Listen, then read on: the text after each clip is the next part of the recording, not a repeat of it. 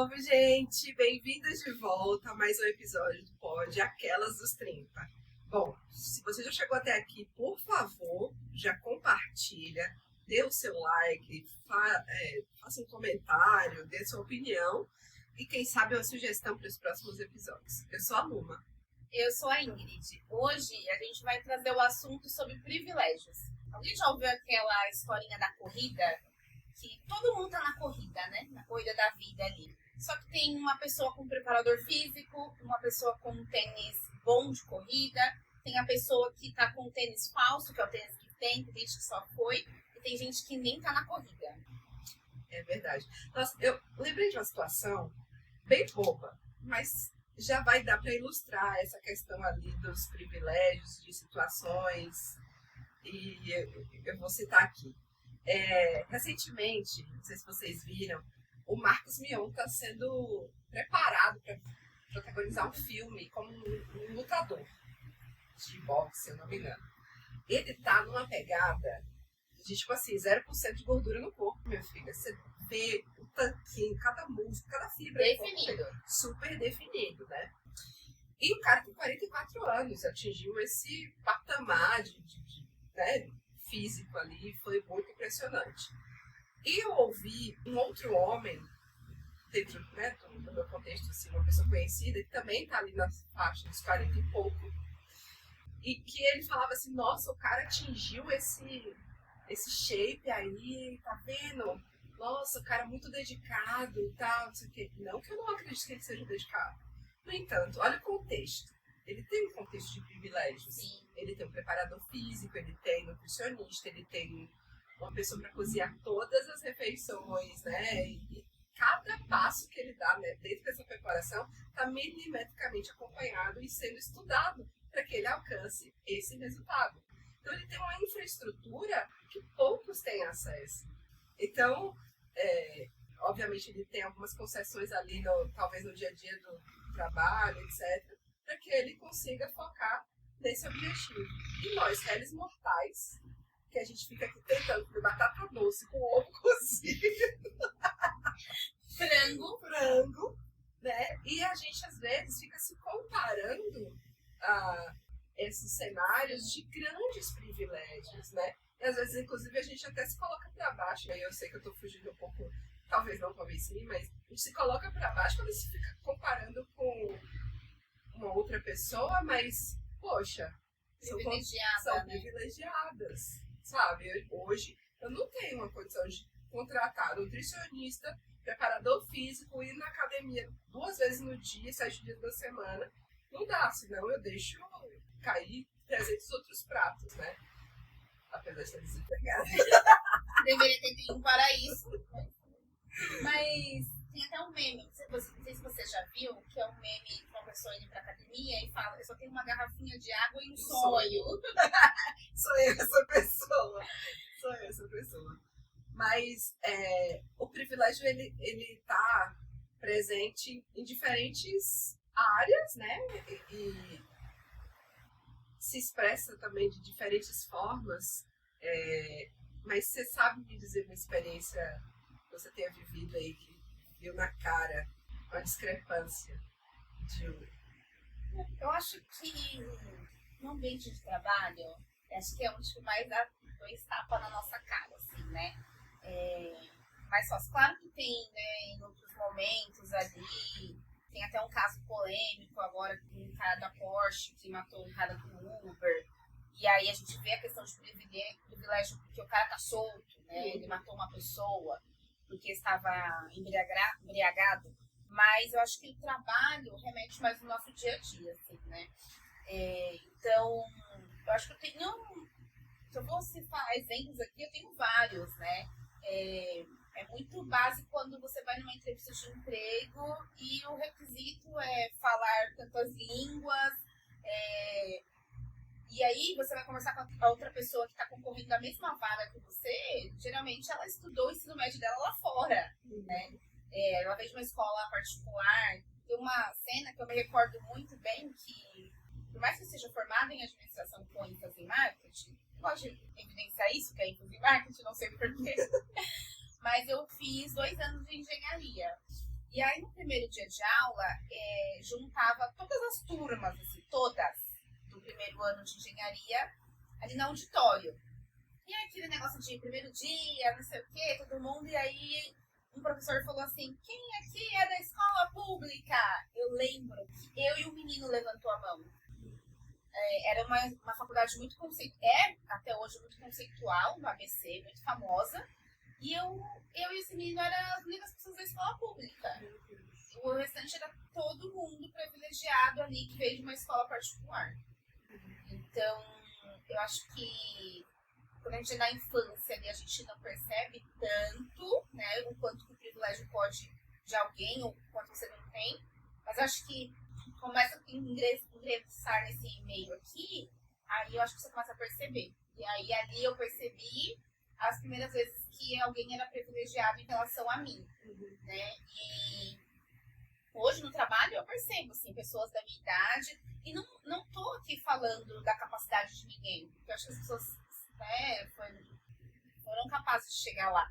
Mas eu fico me perguntando, será que eu não atingi ainda algum cargo específico porque, na verdade, eu não tenho certeza disso, por alguns privilégios que eu não tive, né? Eu não tive o privilégio de estudar numa boa escola, eu não tive o privilégio de fazer inglês desde a minha infância, eu não tive o privilégio de viver com o meu pai, né?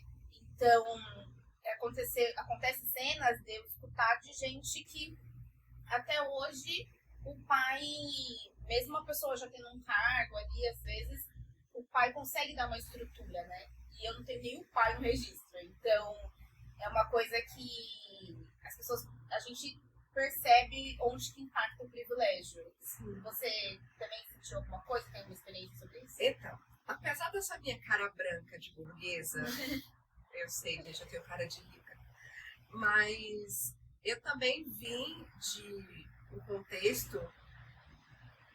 E aí é engraçada a questão do privilégio, porque não existe assim o privilégio e os desprivilegiados. Existem pequenos privilégios.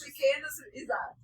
Eu tive alguns pequenos privilégios, mas ainda assim vivi com muitas restrições, né? E aí, primeiro, eu sou uma mulher nordestina, venho do interior da Bahia, uma cidade muito pequena. Meus pais pobres, mas a minha mãe, meu pai também, obviamente, sempre investiu muito na nossa educação. Então, existiu muito sacrifício da parte deles para que eu e a minha irmã estudássemos em escola particular. Só que a primeira vez que eu entendi o que é privilégio foi justamente enfrentando as discrepâncias de conviver com pessoas que tinham poder aquisitivo maior e uma estabilidade financeira e um contexto bem diferente do meu. E quem me mostrou e me evidenciava muito isso, acho que era a preocupação dele, era o meu pai. Meu pai, acho que tinha medo de eu me tornar snob, acho. Ele chegava e falava assim, olha, você estuda numa escola particular, você tem que seus colegas são ricos, mas você não é rica. Você não deixa isso subir na sua cabeça, não. Não ache, não. Não, pense, não. Você está lá para estudar, faça isso da melhor forma possível, você não é rico. Ele falava isso diversas vezes. É tanto que, tudo bem, ele tem o jeito dele e tal, mas ele falava, inclusive, para eu não querer as mesmas coisas que as minhas amigas tinham, etc. Porque ali era outra realidade. Ele jogava a real mesmo, assim, sabe? É importante, né? Mas foi onde eu entendi, comecei a entender a questão do privilégio. Aí vem as outras camadas, né? Você perceber que nas férias, feriados, todos os meus amigos viajavam e que fosse para Salvador. Para eu ir para Salvador, era assim, um evento da minha vida. Eu lembro da primeira vez que eu fui a Salvador, eu tinha 10 anos, foi para uma formatura da minha prima. Foi um evento. E de ônibus, e eu fiquei emocionadíssima, animadíssima, sabe? Mas todos os outros colegas viviam isso com muita facilidade. Tanto que teve gente que no ensino médio foram estudar em colégios em Salvador, meus colegas. Isso era impensável para minha realidade, né? E aí, ao longo, obviamente, da vida adulta, isso também vai se mostrando, porque fulano de tal faz intercâmbios, porque, como você citou, né, na hora de concorrer uma vaga, você vê que o cara ali já visitou não sei quantos países, já teve tais experiências que você ainda nunca teve. O fato de eu ter aprendido inglês foi muito suor, sangue, lágrimas, porque eu, sabe, falei que eu precisava daquilo, mas eu nunca saí do país. E aí fui tentando realmente dar muito de mim. Eu lembro que teve uma época, eu estava com 18, 19 anos, eu passei a dar aula para crianças no curso de inglês para pagar a mensalidade do meu curso, né? Então eu já estava quase finalizando, estava no último ano do inglês, mas eu dava aula para crianças de 5, 6 anos para pagar a minha mensalidade no curso. Eu tive que fazer várias dessas coisas para tentar, de alguma forma, meio que parar ou mitigar essas discrepâncias, né, dos privilégios.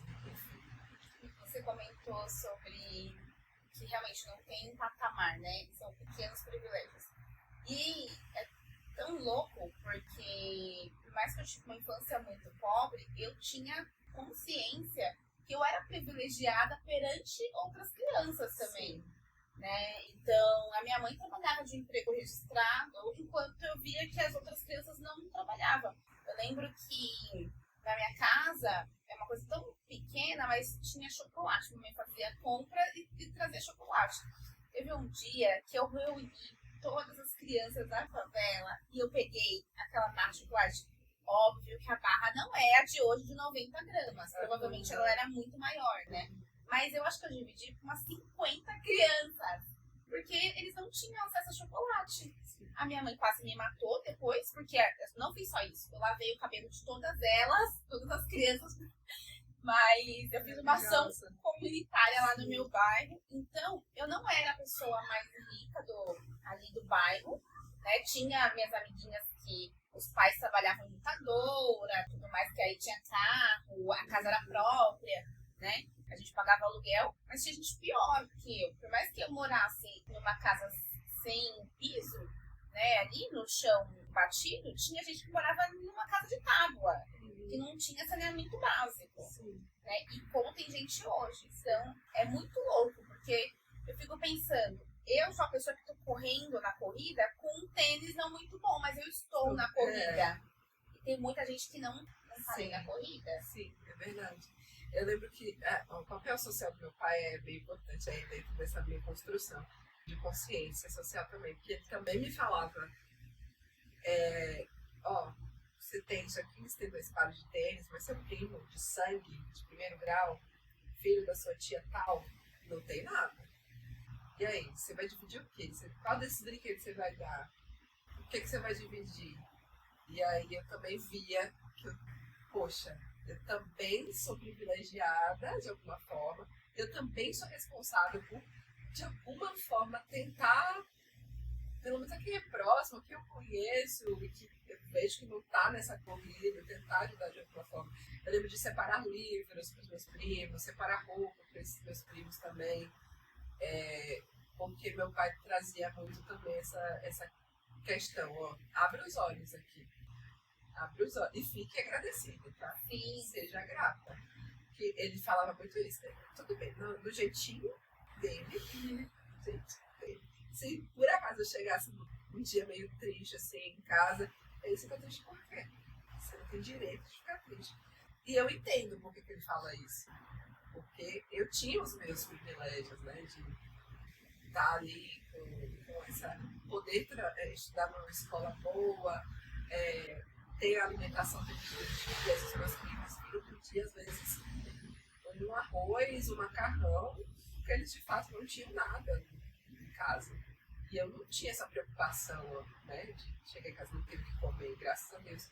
Nunca passei por isso.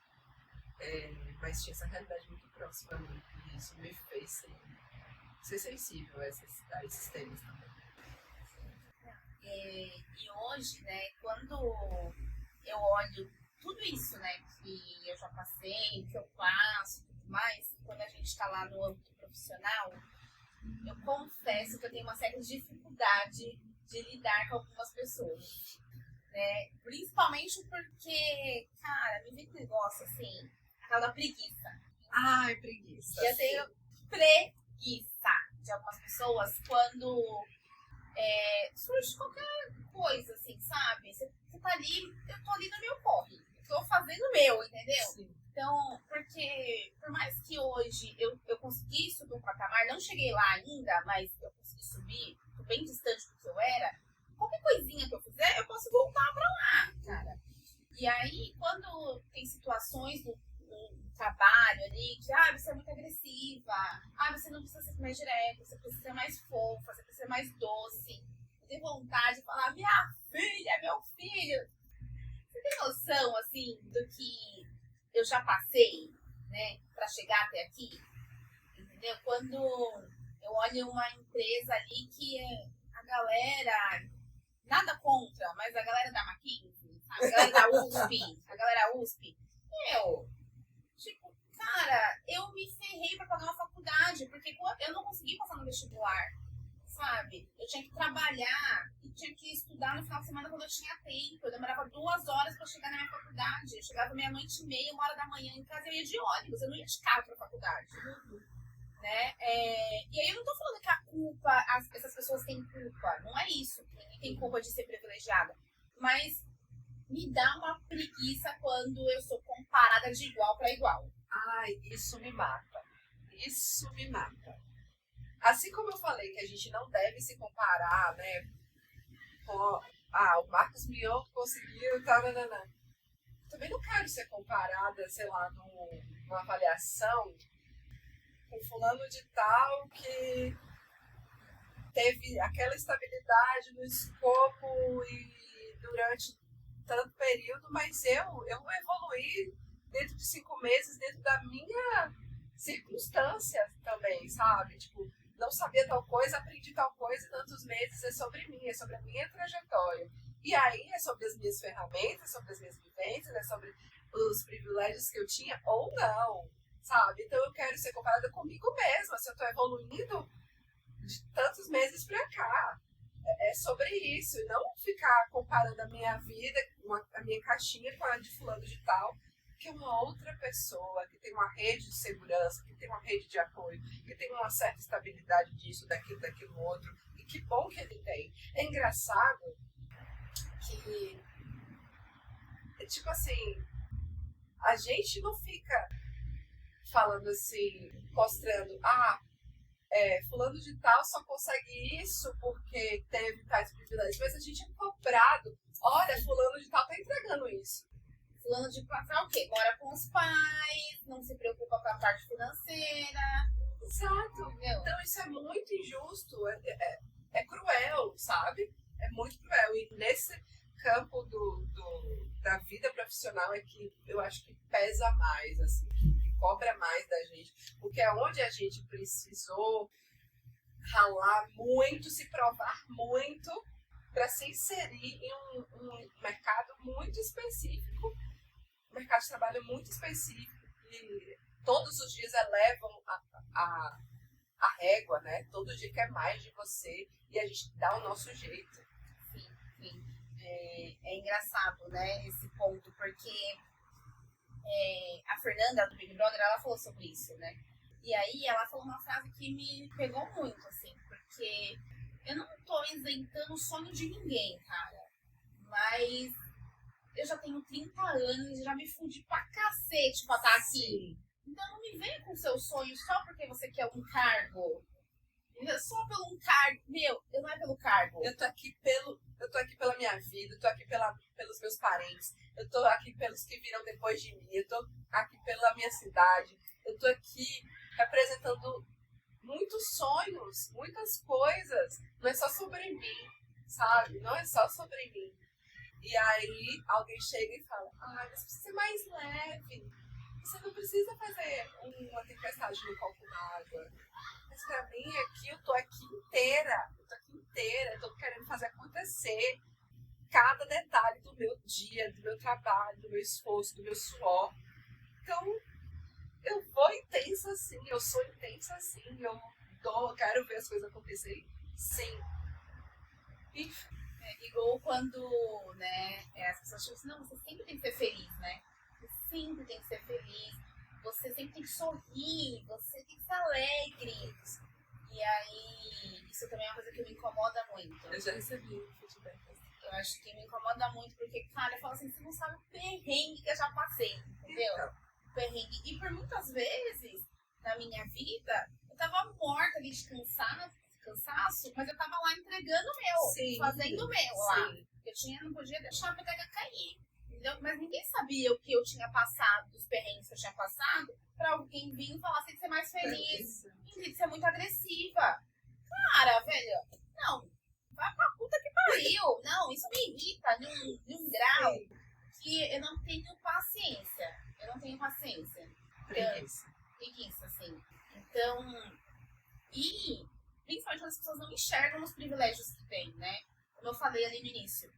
Eu entendo que eu também era privilegiada, vista as pessoas que não estavam nem estão na corrida, né?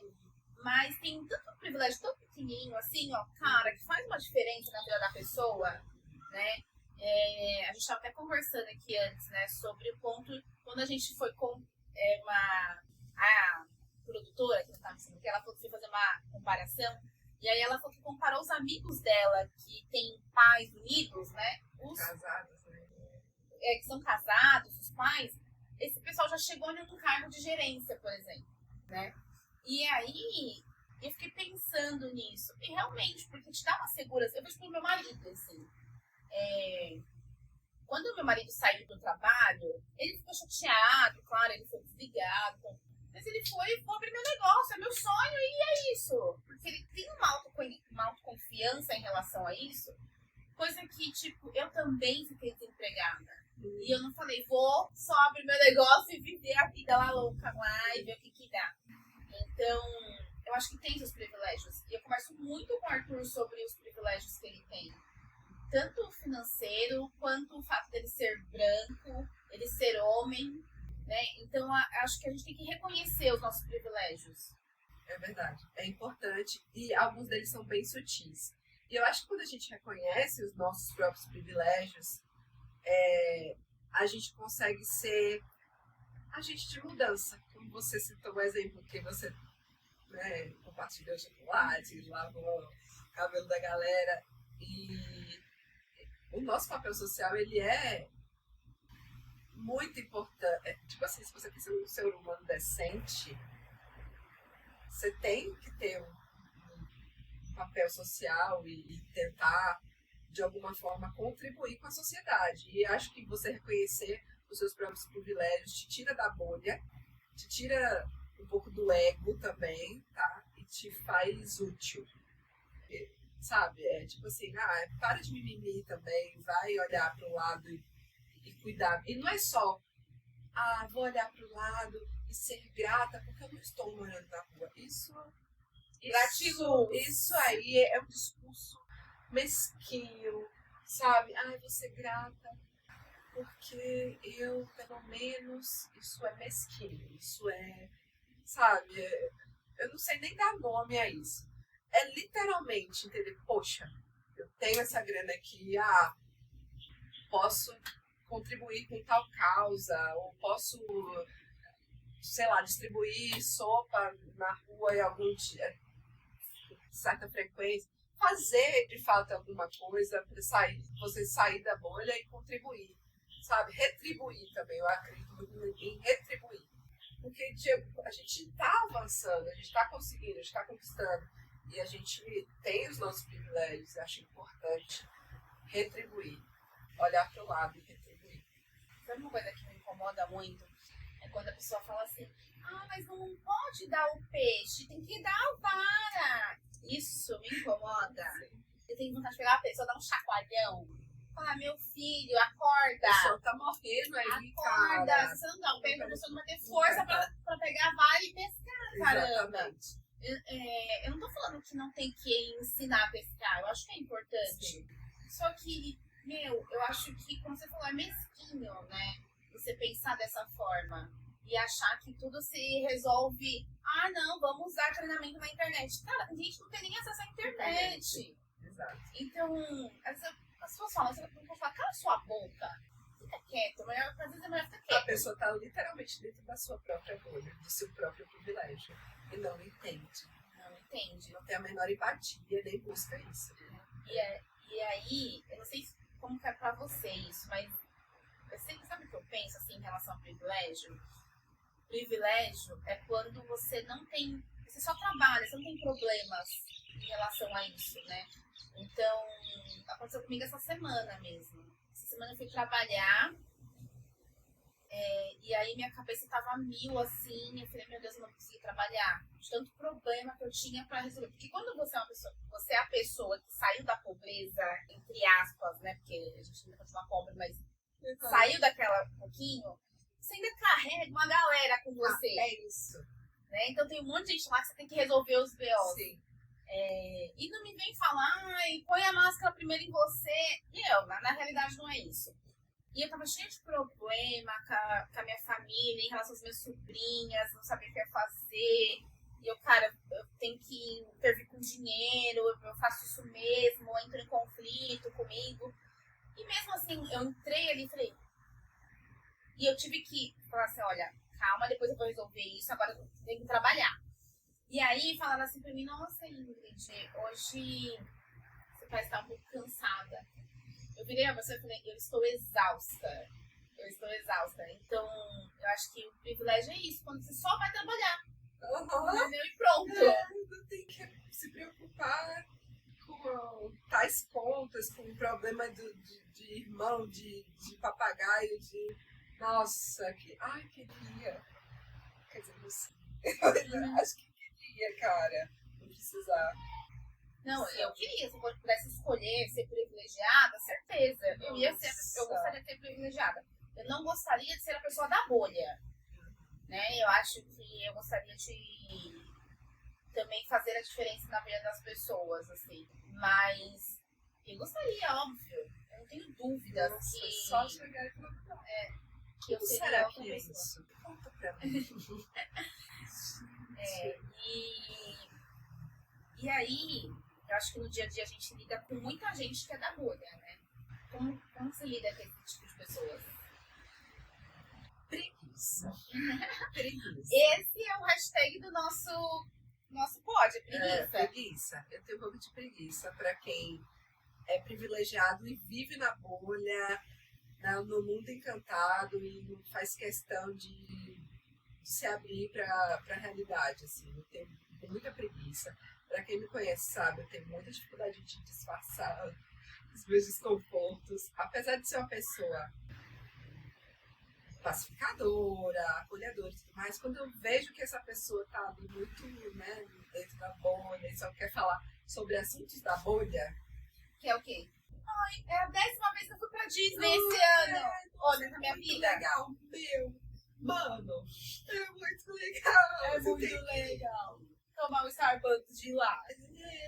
Gente, em comparação àquele que eu tomei lá na Inglaterra, não, aí eu tenho um pouco de dificuldade de ficar assim, acenando e sorrindo com esse tipo de pessoa. Eu fico, tá bom, eu vou ali falar com o fulano de tal, que eu tenho uma coisa pra resolver, tá?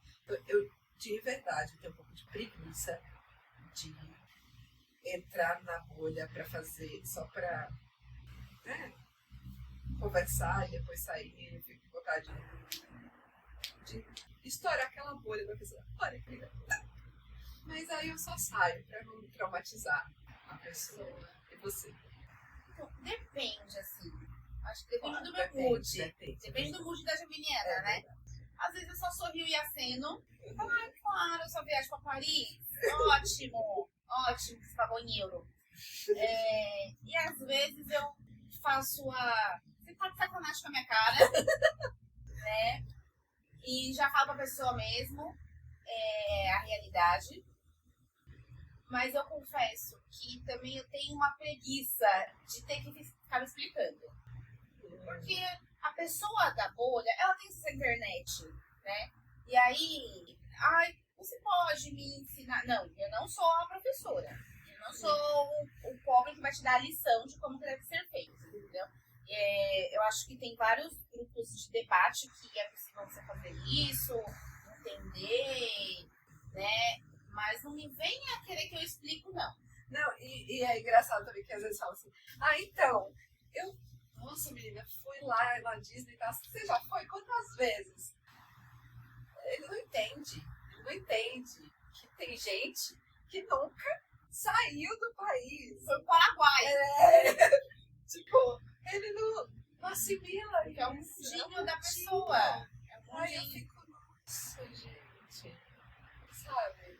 Muita preguiça. Não, as pessoas vivem literalmente uma bolha assim que eu fico impressionada, né? De achar que é muito natural algumas coisas, né? Então é muito natural que todo mundo fale inglês, é muito natural que as pessoas tenham viagens internacionais, que não sei o quê. É muito natural que todo mundo tenha carro, né? Isso me incomoda bastante, assim. E aí, eu sempre uso uma piadinha que eu falo. Esse aí foi criado com leite com pêssego.